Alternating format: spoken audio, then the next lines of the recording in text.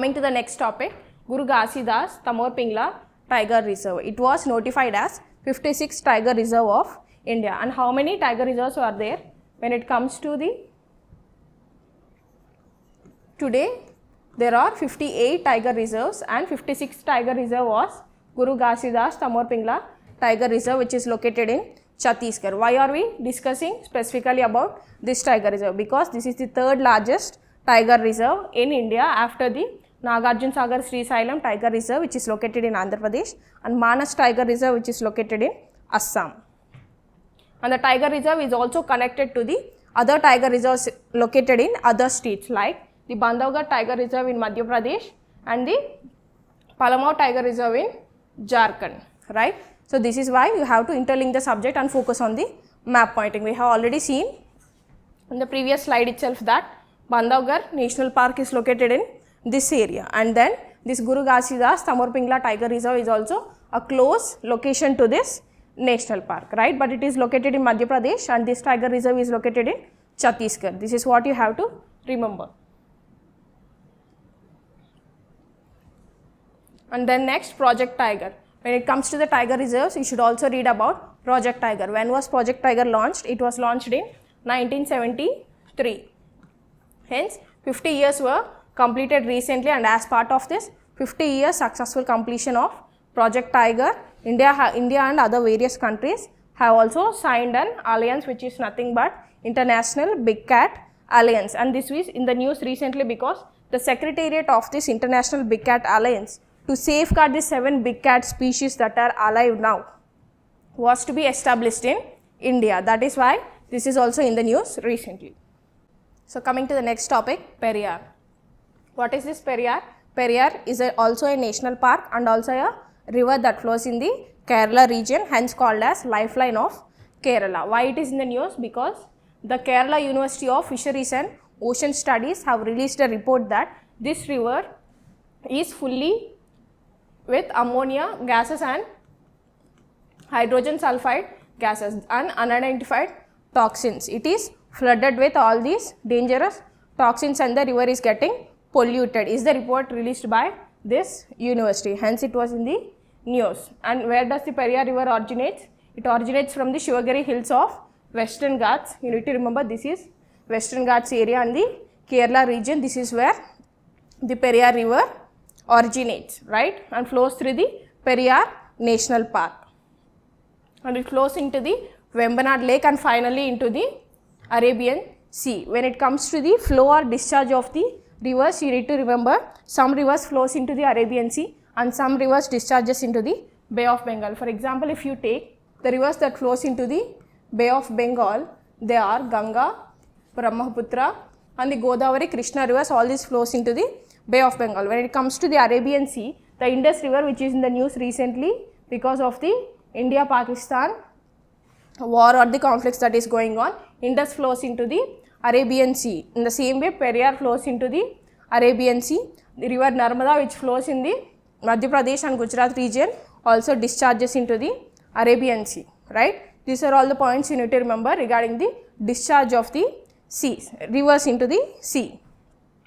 And the main tributaries of Periyar rivers include these, and the river is also known as lifeline of Kerala. Coming to the next topic, Tirumala Tirupati Devasthanam was in the news. Why it is in the news? There was an allegation that the Tirupati Laddu that is given to the pilgrims in this temple was made impure. This is the allegation put on this Tirupati Laddu. And why are we studying about this? Because this Tirupati Laddu have also awarded the geographical indication tag. Hence we need to study about this in the exam point of view. The temple is of Lord Venkateshwara temple located in the Seshachalam hills of Andhra Pradesh, and it was built by first Tondaman king, but it was later period developed by the Cholas, Pandyas and Vijayanagara rulers, which you have to remember in the history point of view, right? And it is built in the Dravidian architecture. When you study about history and the temples, you need to remember how are the architecture being built by the temples of India, right? When it comes to the northern part, the temples are built on the Nagara style. When it comes to the southern part, the temples are built in Dravidian style. But when it comes to the mid part or the middle region of India, the temples are built using the Vezara style, which is nothing but a mix of both Nagara and Dravidian styles. You need to remember all the temples built in the north, south and mid part of the region are built using this architectural style itself. Hence, this Tirumala Tirupati Devasthanam is located in Andhra Pradesh, that is in the southern region. The temple is built in Dravidian style of architecture, right? And who is the famous king who visited this temple is Sri Krishna Devaraya of Tuluva dynasty, who belongs to the Vijayanagara Empire. After successfully defeating the Ummettagiri rulers, he visited this temple and donated a huge amount of funds to develop this temple. Along with this, he also installed the copper statues of himself and two wives of him, who are Chinnamma Devi and Tirumala Devi. Even today, if you visit Tirumala temple, you can experience these three statues on the left side when you enter into the main temple, right? And the Laddu got the GI tag or the geographical indication tag in 2009. That is why it is important in the exam point of view. And moving on further, the next topic is Ratna Bandar. Why it is in the news?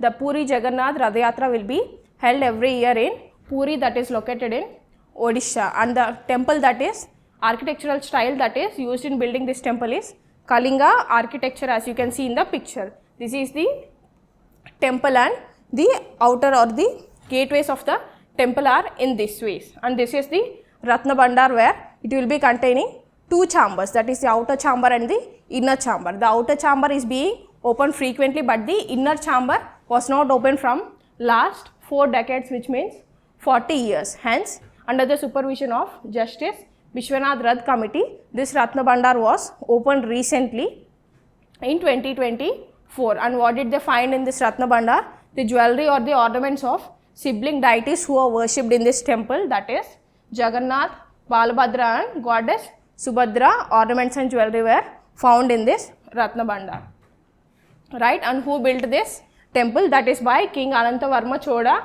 Ganga Deva of Ganga dynasty.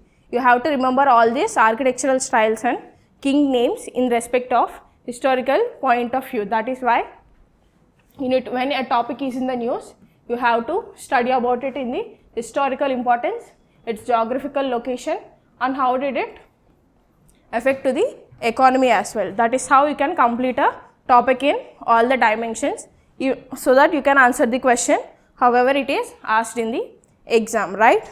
So this is all for today. We have discussed so many topics that are in news, that is places in news with respect to India.